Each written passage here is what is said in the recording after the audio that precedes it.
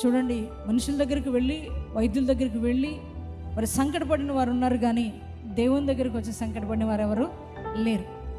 దేవుని దగ్గరికి వచ్చినప్పుడు ప్రయోజనం కలుగుద్ది మనకి. మనుషుల దగ్గరికి వెళ్ళిన సహాయం కోసం నీకు ప్రయోజనం కలగకపోవచ్చు, కానీ దేవుని దగ్గరకు విశ్వాసంతో వచ్చినప్పుడు నీకు ప్రయోజనం కలిగిద్ది.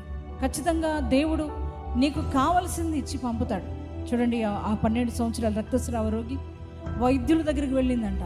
ఎంతో డబ్బు ఖర్చు చేసుకుంది, తనకున్నదంతా ఖర్చు చేసేసింది, కానీ తనకు ప్రయోజనం కలగలేదంట.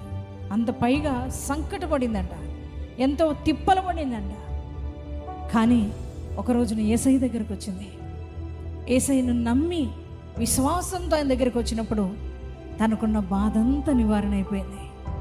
మరి ఎంతో చక్కటి స్వస్థత పొందుకొని 12 సంవత్సరాలున్న వేదనంతా తొలగించుకొని సంతోషంతో తిరిగి వెళ్ళింది.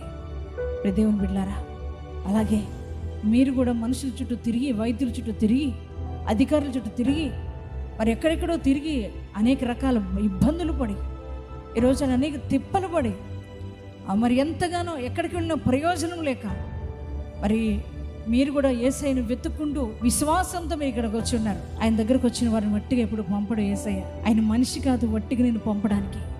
ఆయన దేవుడు. మనిషి అయితే నేను బాధపరిచి పంపుతాడు, ఒక్కొక్కసారి పట్టించుకోకుండా వెళ్ళిపోతారు. కానీ దేవుడు అటువంటి వాడు కాదు. మనం ఆరాధిస్తున్న యేసయ్య గొప్పవాడు, మంచి మనసున్నవాడు, మనకు కావాల్సిన ప్రతి ఈవి అనుగ్రహిస్తాడు.